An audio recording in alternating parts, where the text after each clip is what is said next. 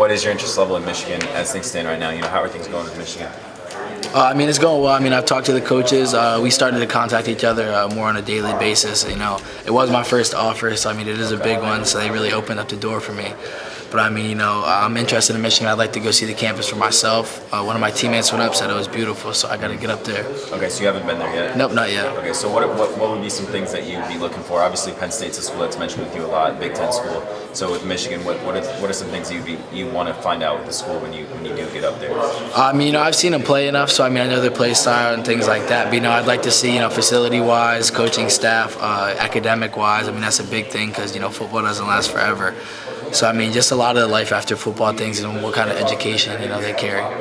And what coaches, if you remember the names, what coaches are you talking to from up there, and kind of how your relationship is with them so far? I talked to Coach Harwell. He's a little goofy, but I like him a lot. He came to one of our practices this year, and then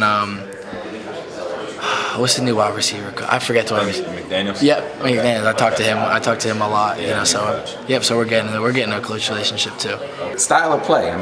Pro style, spread, or does that matter to you at all? Honestly, the style doesn't matter too much because with the schemes colleges are running nowadays, they're throwing so many different ones at you with the spread and then the ISO and everything like that. So wherever you go, they get the ball in the receiver's hands usually. This year they had a great season this year. They knocked off some big teams. They killed Penn State. They really blew them out of the water.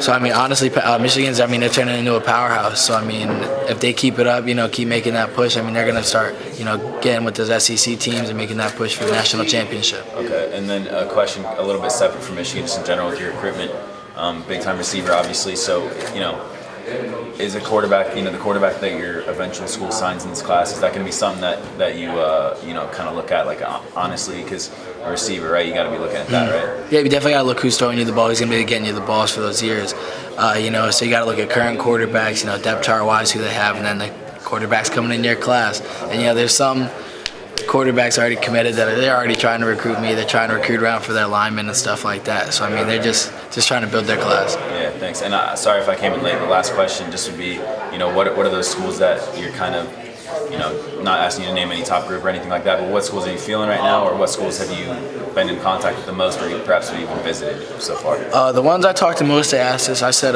Penn State, Ohio State, and Florida. I talked to, regularly a lot, and all the other schools as well. I talked to a lot, but mostly that 10 I have. That's the main school I've been talking to. So Julian, you mentioned Florida State, and not Florida, but Florida, Ohio State, Penn State. Did you grow up a fan of any of those schools?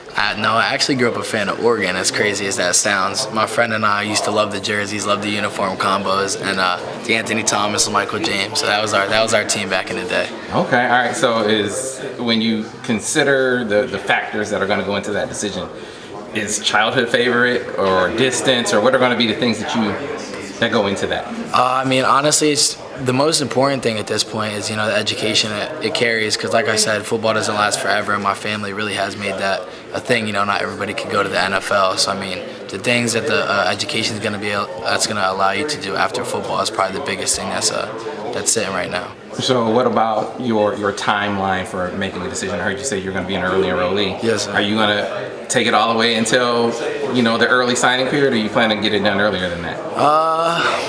I think we might take it all the way to the early signing period. It's still a thought in there, but honestly, as soon as we get it cut down, that commitment's going to come out, because it's a stressful process. It's a blessing and a curse.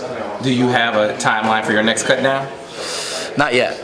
I still got to take 3 or 4 more visits to the schools I haven't seen, and then we'll probably cut it down right after that. Have you set up any of those visits yet? We haven't set up any yet. Usually my grandfather sets up most of the visits, and it's usually last second. So one day he'll be like, "Hey, you want to go here next week?" And I'm like, "Yep." So and that's our visit.